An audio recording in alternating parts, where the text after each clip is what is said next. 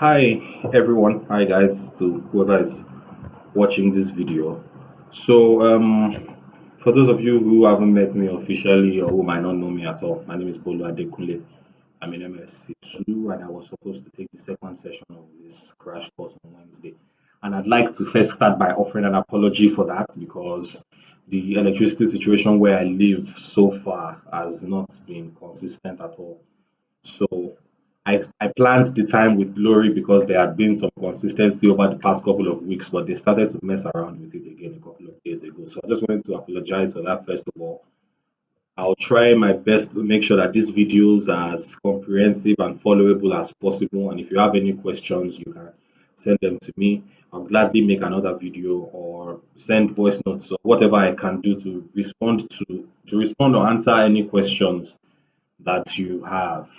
So to for this first video to make sure that it doesn't get too long, I'm going to cover just the first two, and then for the next for number three, four, and five, those ones might be individual videos because they're very hands-on and practical. So it depends on how long the videos get, but I should be able to cover the first two in this first video. So let's get on with it. Tips for time saving and efficiency across workflows. So I think this is important because, yeah, as we all know, we bounce back and forth between different softwares, different tools to get the results that we want. And when it comes to putting together presentations, especially for school, it's important for you to learn how to do things quick. What that means is cutting out as much time wastage as possible.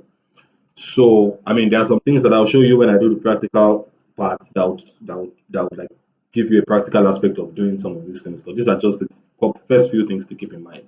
So first, you have to begin with the end in mind. You need to know what you want to create, and I mean, this needs no explanation. But what this does for you is that if you already have a vision, if you already know what you want to create, what that means is that you don't spend too much time beating around the bush or trying to figure things out. So figure that out first. Do the sketches, do the thinking, do the processes. Of course, you might have to try some things out on the laptop to see that it doesn't work, or try some things out on the drawing to see that it doesn't work. But the more you do in your head before you start putting on paper or on your laptop, the better. So know what you want to do before you even start doing anything. So that's the first step. The second step is to do the most with little. You see under there it says understand the capabilities of your preferred software and find workarounds to achieve your various tasks. So what this means is that there are different softwares do different things. Glory went over that in the first session.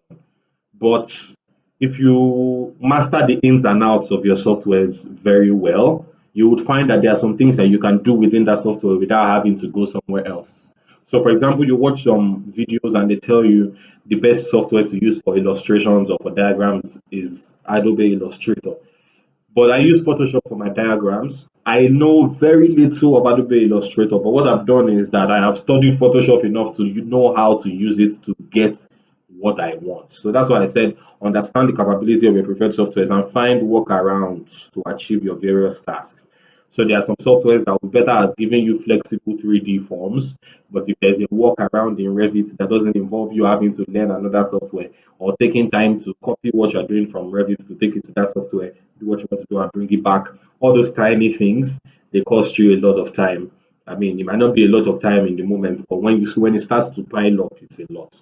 So do the most with little. What you see on the right here is my personal workflow. I do sketches. I don't do a lot, but like I just try to put down what I have in my head first of all, and then for my drafting, I use Revit. I use SketchUp for my diagrams. But the reason they go hand in hand is because honestly, the only preference that I have when it comes to diagrams from SketchUp, the only bias that I have towards Revit when it comes to diagrams is that SketchUp gives me more control of the shadows. We'll go over why that's important when I talk about diagrams and presentations. But sometimes I bounce across between the two, but most times I use SketchUp only for my concept diagrams, except there are some other things that I want to model that might not really be architecture related. I also use SketchUp when I want to do my renders in V-Ray, which is what I use for most of my interior stuff. I've never really gotten the hang of V-Ray for Revit, even though I assume it to be the same thing. But I started learning V-Ray on SketchUp, so I use that as well. But I switch between Revit and SketchUp depending on what I need to do, which calls my attention back to the first tip. If you know what you need to do, you know when you need to switch and when you don't. And I use Lumion for my renders, for exterior renders. A lot of the renders that we do in school are large buildings. V-Ray is going to kill your laptop if you want to do that.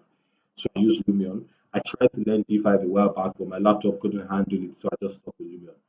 And I use Photoshop for my post production, whatever editing I want to do to my renders or my diagrams. I use Photoshop for that as well. And then my presentation sheets, the sheets that I print to show in studio, and anything that I need to put together really. Sometimes I even use InDesign in place of PowerPoint. I never learned PowerPoint, but I know how to, I find my way around InDesign well enough. So so yeah, that's my workflow. The next thing is to be sequential, follow a progress. So when you start something on one software, make sure that you are done with everything you need to do on that software before you move on to the next. Because that keeps you from having to start things all over again in different softwares. You can make mistakes, you can forget some things, but you can imagine I finished it or I did a diagram in SketchUp, and because I'm trying to get the headway, I export it to Photoshop, do a couple of things, and then I have to come back to SketchUp to change something again. I would have to whatever I have done in Photoshop before is gone. I have to start again. So you have to be sequential. Know where one tool or one software starts on the workflow and where it ends. That way it keeps you from going back and forth and wasting a lot of time. Then the next thing is use templates and masters. So templates and masters refer to things that are ready made that can help you to speed up your process. So automate the process as much as possible. Don't do for yourself what the software can do for you. So I have a personal template in Revit. I have some I have some presets in Photoshop, and I'll show you some of those when I get to the practical part. And I do the same thing for InDesign for my school presentations. I have my panels already loaded in InDesign.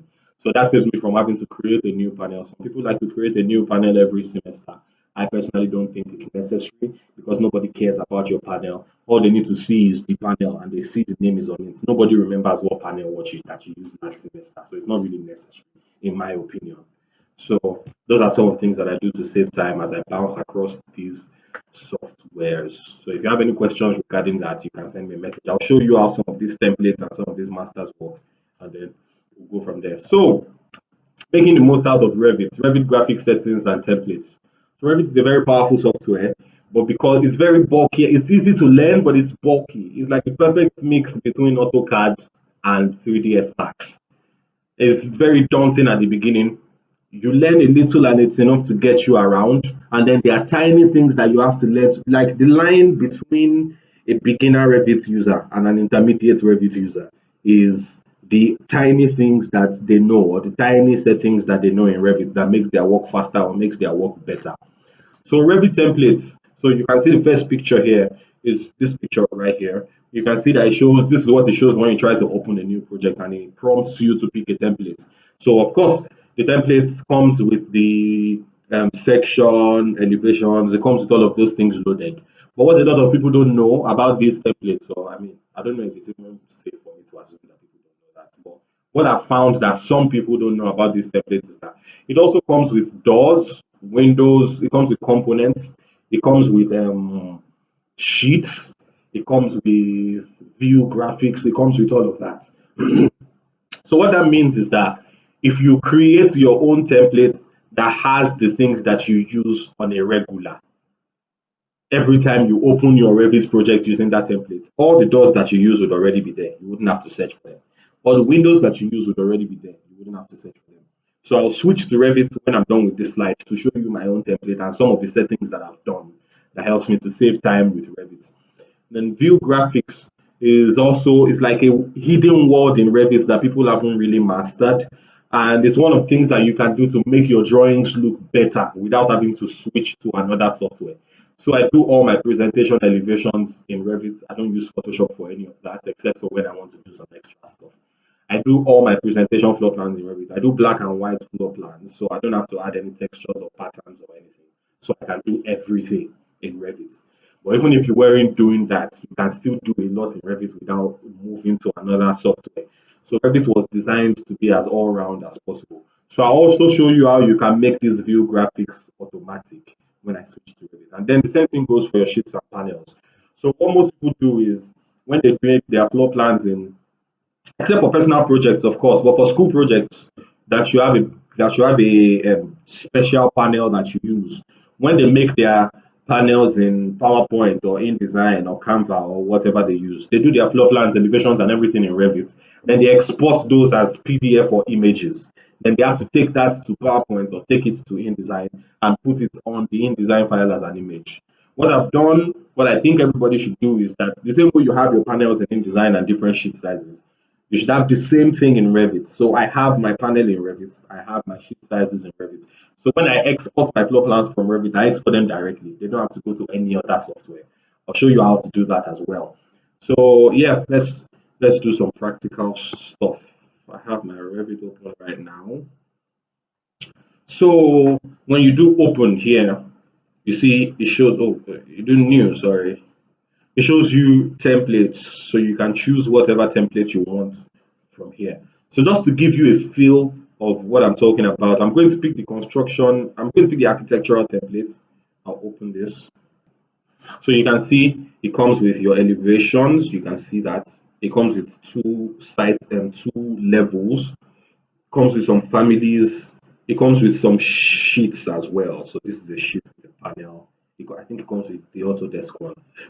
Yeah, just that. So this is basically all that comes with your normal construction template. If I go to my door, you can see that some door families are loaded just to one single door and one double door. If I go to my windows, I think this one is just one family, yes, as well. And then if I go to my components, I think there's a bunch of furniture, some trees, and some things like that. So yeah, those are the things that come with your normal Revit template. If I were to do this on the other hand, if I open my own template, so if I go back to file, open a new project, let me close this 100%. No. So if I were to open new and I do browse and navigate to where my own personal template is, so just to give you an idea of how much you can actually control, I'm going to open Revit time savers.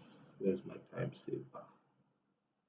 And you can see I have a personal template. I use the personal template for my personal projects, or like projects that I do for people. And I have a school template. So I'll open my school template just to give you an idea of what I'm talking about. So if I open my school templates and I do OK, so you can see it already comes with my panel. This is my panel. This is my panel. This is the, I think this is an A1 or, okay, yes, studio standard is an A2 sheet size. It comes with my north sign already loaded. It comes with a legend already loaded. It comes with that already loaded. And you can see here that it comes with all the levels loaded as well. So the reason it has all these levels is because for my first semester project, I designed something that had this number of floors. Then I just converted that to a template. But what that means is that you can add the number of levels at the height that you want them and they would already be loaded. It comes with a couple of sheets as well. First floor presentation, second floor, you can see all of that already loaded in here as well. So if I go to an elevation, for example, if I go to my south elevation, for example, you can see all my levels are already loaded. I don't have to bother about that or start setting all of this again all over. If I go to um do I have any sections? Yeah, okay. Yeah, there are some sections there. So it just gives you a basic idea of what comes with all these templates. Then if I check my doors now, you can see that I have some specific door types. I have a steel single door, I have a steel double door. These are the doors that I used on that project, but I can add more to the template. I'll show you how to do that in a couple of seconds. So it comes with a couple of doors preloaded. If I go to my windows, okay, there are no window family loaded. I didn't use any windows for that specific project. I used curtain walls for everything. So for example, if I open my wall for my walls, for example, okay, I can't do that one. Slight level. Come on, slight level. So if I open my wall tool, for example, you can see it comes with a couple of walls. Revit would not come with a 75 wall normally. It won't come with a 150 wall normally. It will come with a 225 wall normally. So those are things that I added. And then you can see it comes with different curtain wall types that I created as well. I had a fire window and I had another curtain wall. So it comes with all of those already preloaded. So whatever I want to draw, it comes with that. So if I wanted to change something, so just to give you just to give you a look into how this works. So if I do, no, I'm not saving. So if I do new now and I do project templates and I browse, if I open my, okay, no, let me make a new template. If I open, okay, it has to be new project templates. This means I want to open a template and I browse to that my time savers again. New volume, Revit time savers, and I open that my school templates now. If I come here and I do open, okay, what this means now is that I have um this template open, right? So if I wanted to change something on the template, if I wanted to add something to the template, so if I let me just to show you how this works. If I do, if I draw this form, they're hidden in this hide category. If I draw these walls, for example, just to give you a feel of what I'm doing, then if I come to this door and I do load family and I load a new type of door, let me do, what do I have my doors again? Texture, Revit families. Let me just do doors. Where are the doors? Doors. Let me just import any kind of door. So this 4 panel sliding door wasn't there before. So if I add it now, let's give it a second to load. If I add it to this wall, so you can see that I've made some changes to this. If I control S, so it's telling me what to save it as. So because I don't want to tamper with that my initial school template, I'll just save it as template 1 the way it is here. So I do save. So I've saved this template now. If I close this, come on, why is it? I now do new and I browse and I go back to that template that I just created. Revit time savers. You see template 1 and I open it. This is a new project, right? It has nothing. You see, it comes with the wall because I put it on the template. I can delete the wall if I want. I could do that if I want. But what it simply means is that whatever I change, if I go to the door, for example, you will see that I can find that 4 panel door sliding thing that I just added. So you can continuously edit your templates over time if there are things that you need to add, if there are things that you need to change and things like that. So that's basically what the templates do. Then you see in my slides, I mentioned something about view graphics. So let's mess around with that a little bit. So if I draw my wall, let me just draw something funny, something interesting. So if I draw this, I have 4 walls. I mean, it's more than 4 walls, but I have walls created. If I go to my south elevation, so you can see there's pretty much nothing loaded in here. So this is basically what Revit shows you. This is what Revit shows you when you have a wall. Let me make this smaller so we can have a better feel of what is going on. Delete elements. Let me just close this up real quick. Give me 1 second. So if let's just close this so we can see what we're doing a little bit better. So I've added this wall.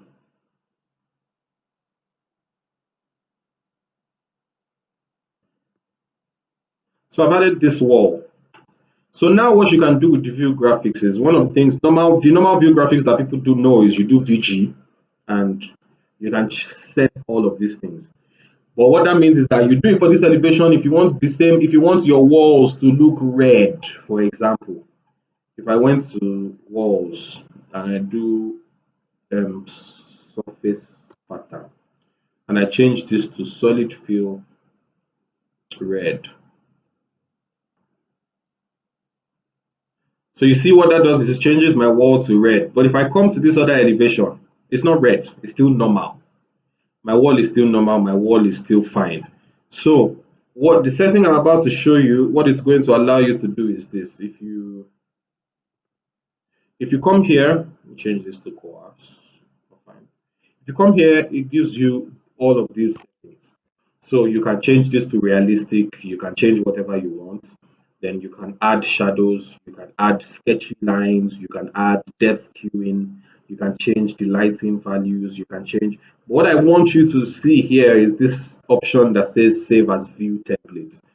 So if I come here now, let's say I change a couple of things, I ask Revit to cast a couple of shadows to give me 6 sketchy lines, and I do 50 for this, reduce the lightness of this, and I add a background. So if I do gradient background, for example, apply, you can see that it has added a couple of all those settings that I did. It has added everything. The shadows aren't showing because the recesses are not really a lot.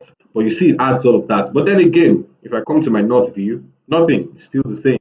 So if I had to do all those settings, I would have to come here, change all those things, do all those things again myself. But what I can do is when I come here, if I open my graphic display options, all those settings are still done. If I click on save as view template and I save it as test elevations, and you see test elevations, you can see that it gives me an option to override a couple of things. So if I do this test elevations, okay, and just do okay. So it has applied. So if I come here, you see this button that says view templates. You can add a view template to this. So let's say test elevations, okay? So we add test elevations. Now if I come to the north, rather than come and do all those settings again, I can just change my view templates to test elevations and it automatically applies all those. I do the same thing on the west elevation. I can come here, change it to test elevations, and it automatically hides all those. So what this template does now is that if I click on it, I can edit it. You can see here it says view graphics overrides model. What that means is that you see that place that we went to in the first place to change something to red. What that means is that I can make all those changes that I want here, and it will affect every view that this template is applied to. So I've created an elevation template. Now, if I wanted all the walls in all my elevations to be red, for example, if I do edit and I come to walls and I change this to red like I did before, solid fill, red, okay, okay, and I do view VG overrides model, I click on this button and I do apply. It changes this to red. But what that means is that if I go back to my south, that's changed to red because it's the same template. If I go back to my north, that's changed to red because it's the same template. Now you can see the section line is showing here and it's showing here. I don't think it's showing on the south, but you're seeing it's showing in those two elevations. If I don't want that to show in my elevations, I can come here. VG overrides annotation. If I do edit and I look for section and I untick section, which means it doesn't show, and I do okay, okay. Um, Sorry, give me a second. Okay, yeah, I didn't click for it to override. So VG overrides annotation. Yeah, you click on that. So if I do okay now, it hides the section here, and it also hides it in the north. So what that means is that let's say I want all my windows to look like this, so I want all of them to be this thick in my elevations. I can set all of that, and it will show on all the elevations the same. What you can also do with this is that if I turn this off, if I do none, and you see the settings remain, but what that means is that I'll be able to come back here to change some of these things. But when the view template is applied, I can't change it. See, I can't change anything here. You see, everything is grayed out. I can't change any. What that also means is that if I do VG, I can't change anything. You can still select something and do override graphics in view. It will still allow you. So if I wanted this wall to no longer be red, I can turn this off or change it to whatever color I want, and it will take it back to white. But this basically saves you time with having to set things across. So what I do is that I have a view template for my presentation drawings. I want the walls to look a specific color. I want the shadows to be a specific color. I want all of that to be a specific thing. I have a view template for my working drawings, a view template for my presentation drawings and things like that. So I just draw my buildings with no regard in the world whatsoever what it's going to look like. And when I'm done, I can now come and apply the templates to the different views that I want. So that's how that's how view templates work in Revit. So what this does is that, so let me show you something else that is interesting. If If I close all of this, save changes to project 3, no. And I do um, open, and I come here and I open, let me see, time savers. I have my temp, and I open this, my template one, open.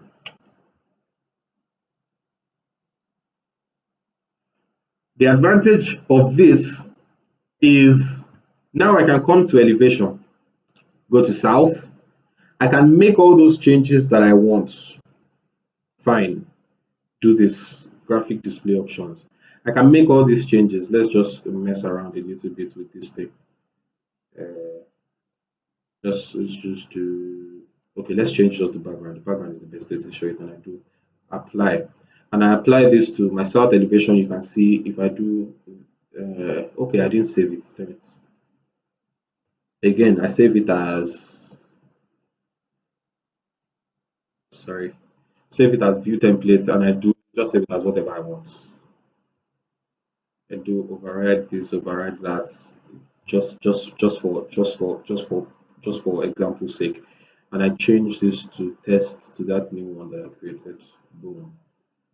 Come to north, change it. Boom. You can see it adds it. Let me increase this. You can see it adds it. If I come to west, I make it this. Boom. Oh, okay, I'm still not here. Do this. Boom. Now I save this change. Let's say I save this change, Control S. I save it to the template, to the main Revit template. Give it a second. Now I close all of this. If I close all of this, and I now open a new project, and I navigate to this, my, again, pardon me for how long my file paths are. Sorry, Revit time savers. Where's that time savers thing? And I come to template 1 RTE. This is the template. So if I open this now and I do OK, what that means now is that, give it a second to load. If I delete these walls and I draw another wall, let's say I'm working on this project now and I do another wall. So you have this. Now if I come to an elevation, that view template can be automatically, oh wow, okay, it didn't save to this. Let me see. No, it didn't save to this one. Sorry, I messed up somewhere. Browse.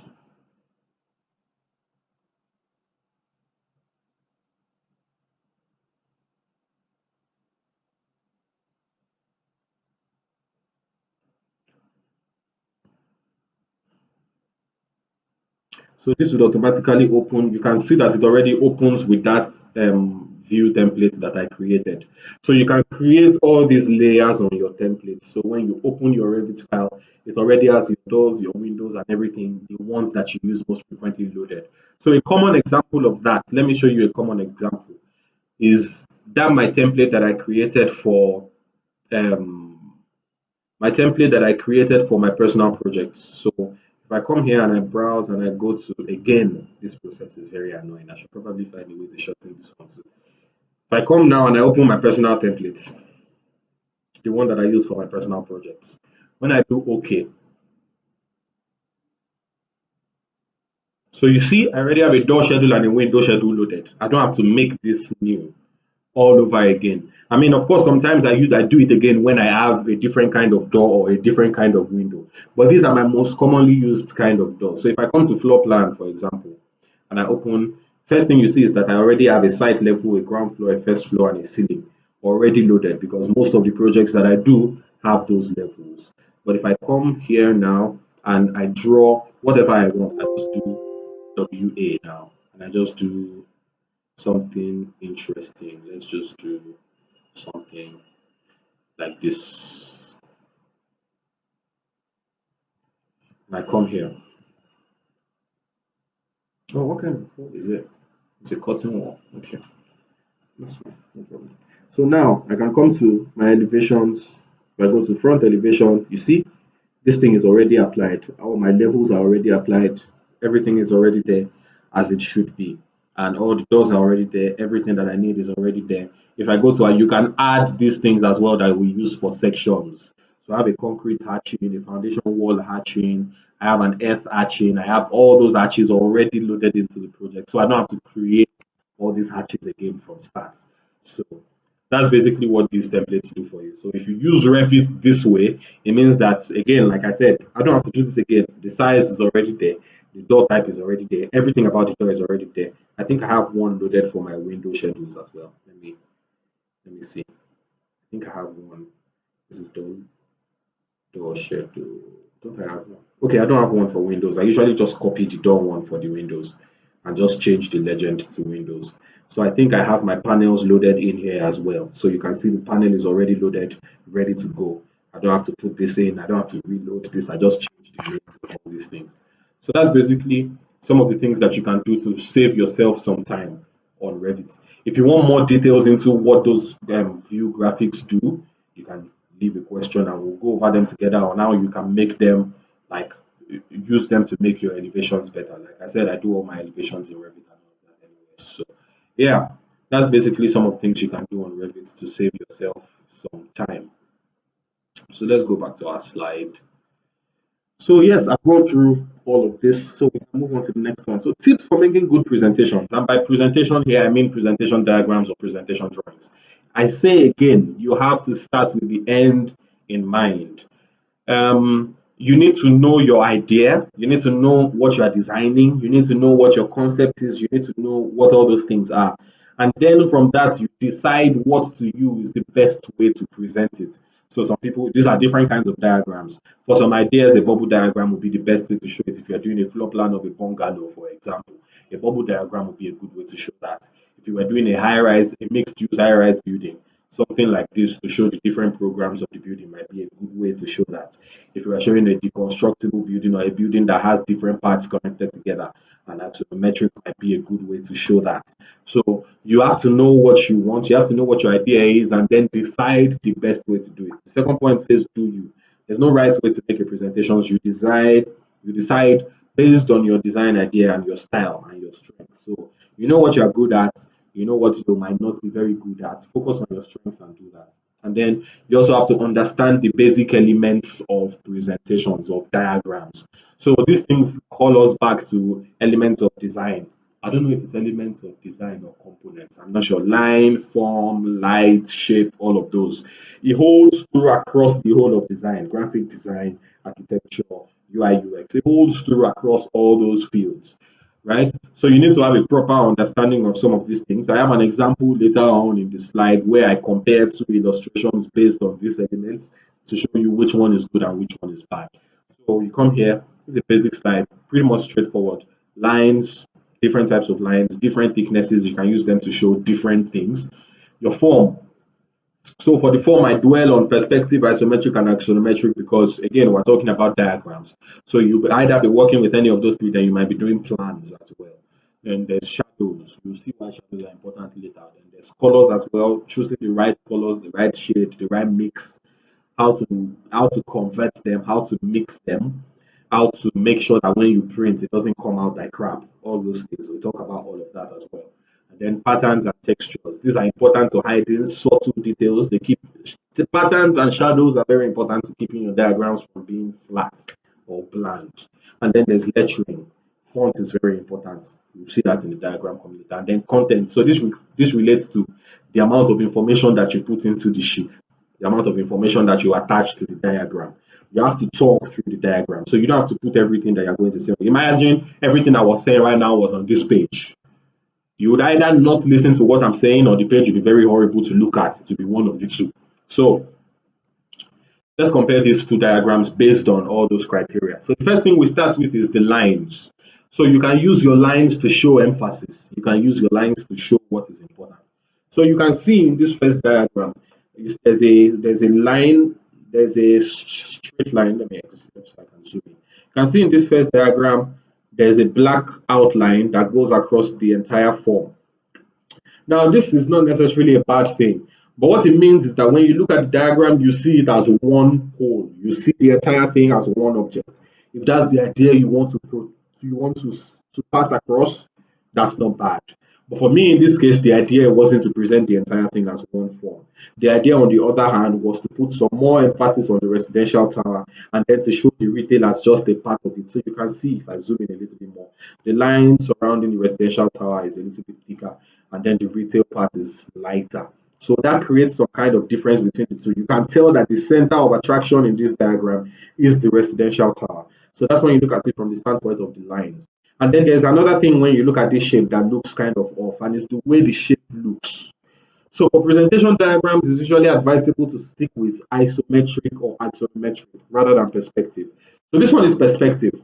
Again, there's nothing wrong with the perspective diagram, but it's better when you are showing the building in context. So if you're showing a high-rise building and you wanted to show how the building sits in its context, imagine there was a bunch of other buildings here and we wanted to show how our residential tower was much taller than all of them. The perspective view would be good.